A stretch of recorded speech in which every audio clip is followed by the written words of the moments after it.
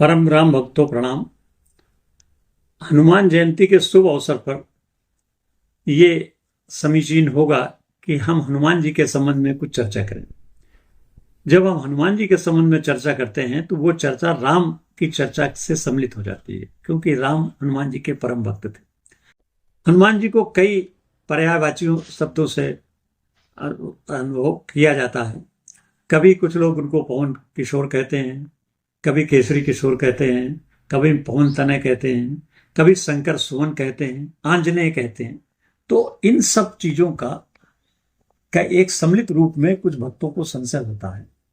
तो इसके निवारण के लिए आज हम एक वैज्ञानिक रूप से वास्तविकता क्या है इस पर विचार करते हैं।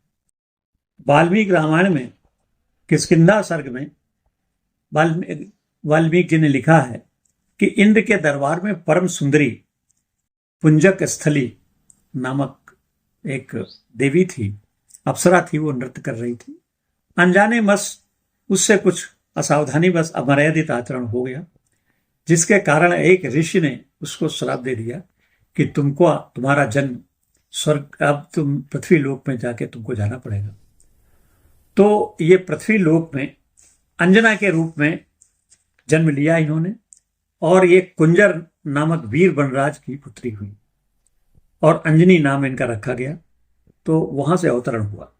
अब अंजना का विवाह जो है वीर वानर राज केसरी से हुआ। अंजना जी के गर्भ से ही हनुमान जी की उत्पत्ति हुई।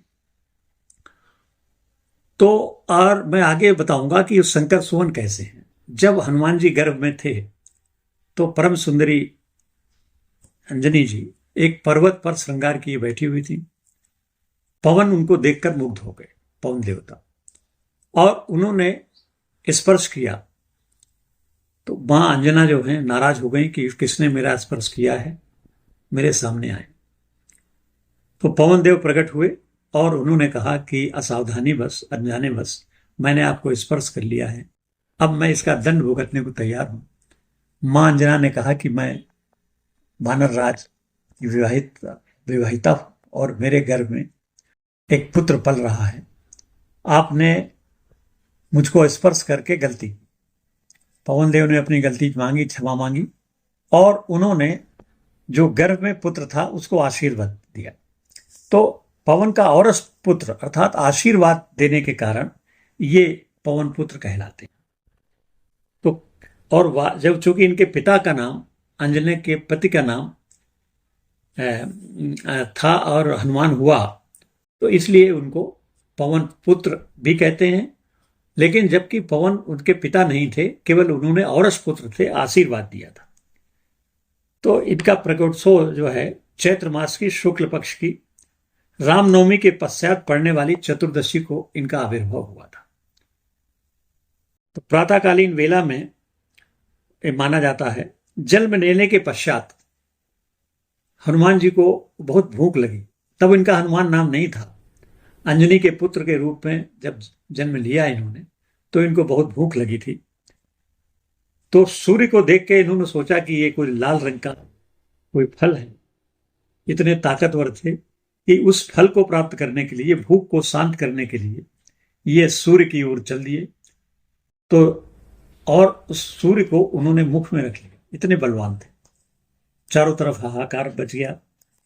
तो जब ये हाहाकार मचा तो इंद्र ने अपना वज्र निकाल करके इनके मुख पर मार दिया। इंद्र का वज्र के कारण इनकी ठोड़ी, इनको जिसको हनु कहते हैं, वो टेढ़ी हो गई, इसलिए इनका नाम हनुमान कहते हैं। अब शेष अगले वीडियो में देखो। धन्यवाद। हनुमान जी के चरित्र में हमने अभी इस पर चर्चा की कि आंजनेय शब्द कैसे हुआ, क्योंकि अंजनी के पुत्र थे। पवन पुत्र क्यों कहते हैं, क्योंकि पवन ने इनको आशीर्वाद दिया था। और अब अगले वीडियो में, अगले भाग में हम शंकर सुवन क्यों कहते हैं, इस पर कुछ प्रकाश डालेंगे। मेरा निवेदन है कि आप इस YouTube के चैनल को सब्सक्राइब करें, लाइक करें और अपना मत प्रकट करें। कुछ शंका हो तो भी बताएं, ताकि मैं इस पर भी प्रकाश डाल सकूं। धन्यवाद।